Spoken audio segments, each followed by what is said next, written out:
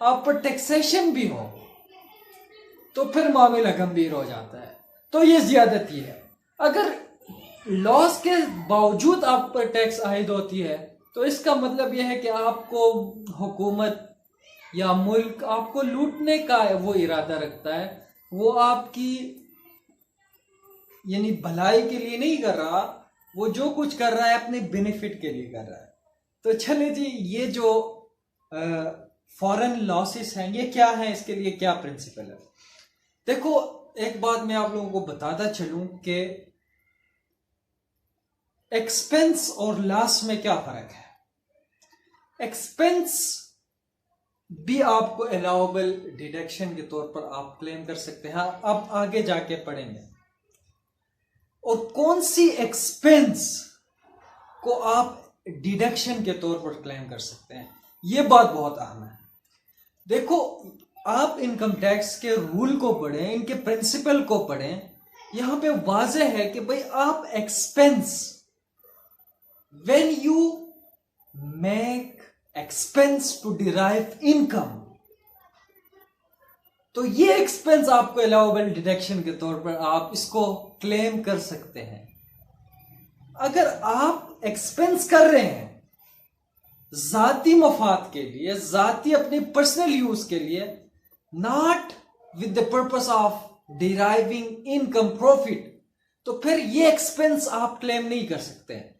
अगर आप expense claim करेंगे तो आपने प्रूव करना है, साबित करना है कि भाई मैंने ये एक्सपेंस किया है in order for the purpose of earning profit under the head income from business, या under the head income from capital gain, या इनकम फ्रॉम प्रॉपर्टी।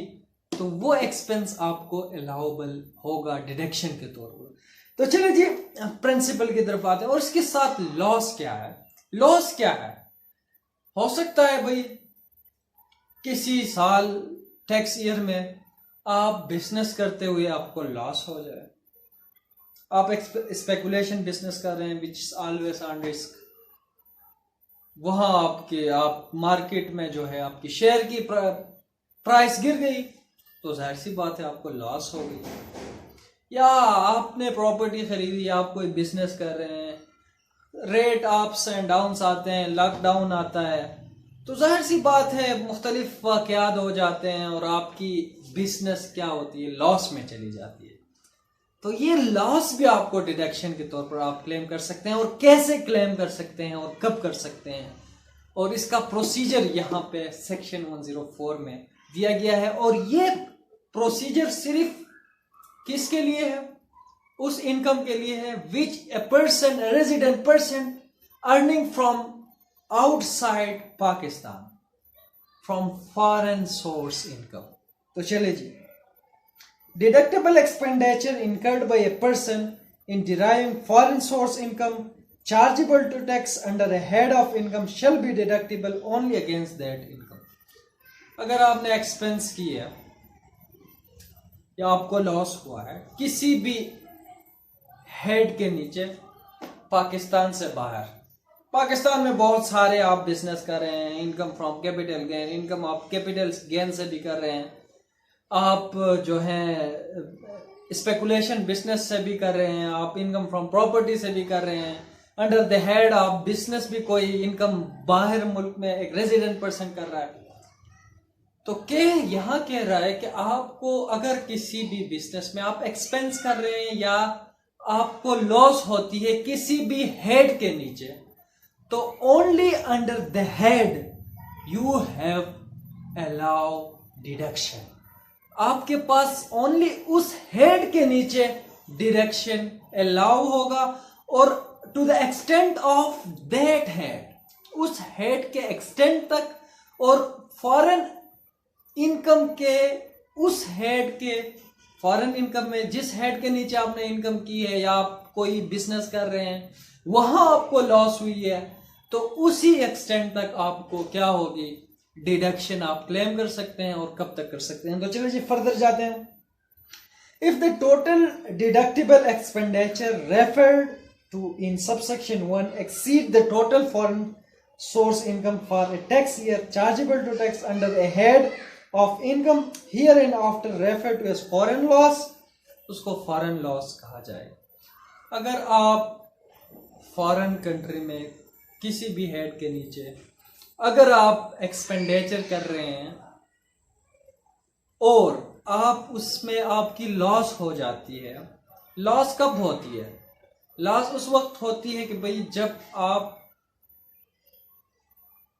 एक्सपेंस कर रहे हैं और आपकी एक्सपेंस ज्यादा है आपकी अर्निंग्स है, तो ये हो गया भाई लॉस। तो the foreign loss shall be carried forward to the following tax year. यहां पे पहले तो आपको कह रहा है कि भाई आपको फॉरेन अगर लॉस हो रही है तो आप उसको कैरी फॉरवर्ड कर सकते हैं किसी टैक्स ईयर में, कि भाई इस साल अगर आपको लॉस होती है 50,000 रुपए का, तो इस लॉस को आप अपने एनुअल रिटर्न तो जमा करेंगे, लेकिन उसके साथ आपकी जो ये लॉस है वो कैरी फॉरवर्ड भी होगा टू द नेक्स्ट ईयर।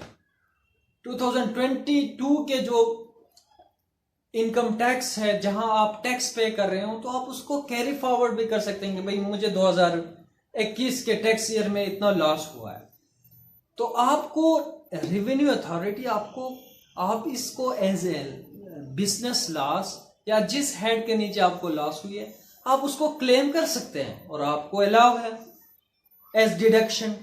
तो चलिए, और ये उसको सेट ऑफ कर सकते हैं।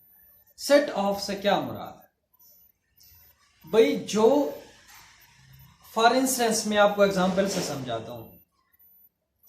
2021 इस टैक्स ईयर में, ये 2021 का जो टैक्स ईयर चल रहा है, इसमें आपको क्या होती है, 1 लाख रुपए की लॉस होती है, आपकी बिजनेस में लॉस होती है। तो अगले साल 2022 में आपको 2 लाख क्या होती है, इनकम होती है, यानी आपको मिलती है, प्रॉफिट मिलती है, इनकम होती है। जो प्रॉफिट होती है उसको हम इनकम कहते हैं। तो यहां पे 2 लाख पे आपको टैक्स देना नहीं पड़ेगा। आप अगर शो करें, वाज़ेह करें, रेवेन्यू अथॉरिटी को प्रूफ देंगे भाई 2021 के टैक्स ईयर में मुझे 1 लाख का लॉस हुआ था, तो वो उसको सेट ऑफ करेगा और आपको 1 लाख पर टैक्स देना पड़ेगा।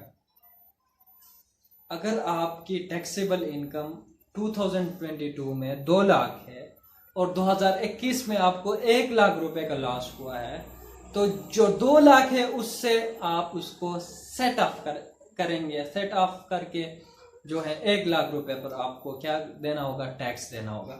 और यहां पे मजीद कह रहा है कि भाई अगर आपकी लॉस मुसलसल रहती है, 6 साल तक रहती है, तो आपने क्या करना है, 6 साल तक उसको कैरी फॉरवर्ड कर सकते हैं अपनी इस लॉस को, up to the extent of 6 year. अगर 6 प्रीसीडिंग टैक्स ईयर में आपकी बिजनेस मुसलसल लॉस में चली जाती है, आप जो भी लॉस है आपकी पिछले साल में उसको आप क्या कर सकते, कैरी फॉरवर्ड कर सकते हैं। और अगर अगले साल में, इन 5-6 सालों में अगर आपको इनकम होती है, तो वो जो लॉस है उसको आप यहां से सेट ऑफ करें, और जो भी इनकम उस सेट ऑफ करने के बाद जो भी इनकम रहती है उस पर आप टैक्स दें। ये भाई आसान तरीका है, आसान सी बात है, सिंपल सी बात है, लेकिन मैं घुमा फिर आगे मुश्किल कर देता हूं।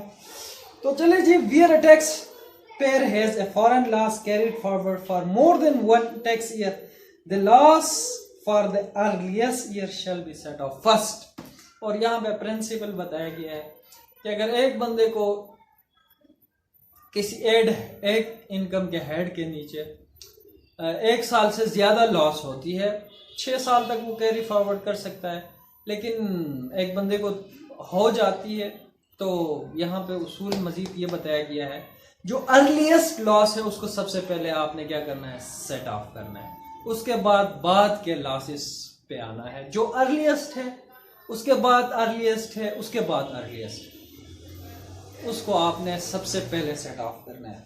और इसके अलावा income from carrying on A speculation business is separate head of income.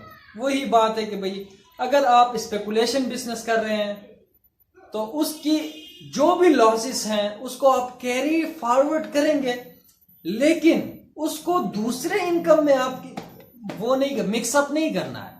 ये अलग, यहां पे अगर आपको लॉसेस होती है स्पेकुलेशन बिजनेस में, आप इसको against the income from property या against from the income of business या against from the capital gain आप इसको सेट ऑफ नहीं कर सकते। ये एक अलग हेड के तौर पर लिया जाएगा। और इसके साथ foreign sources source income chargeable under a head of income including the head specified in class A shall be a separate head of income. Foreign source income chargeable under a head of income including the head specified, भाई speculation business भी अलग head है, और यहाँ पे जो भी losses होती हैं उसको आप कैरी फॉरवर्ड करते सकते हैं 6 साल तक। और अगर आपने head under the head income from business income की है तो आप उसको कैरी भी फॉरवर्ड कर सकते हैं 6 साल तक।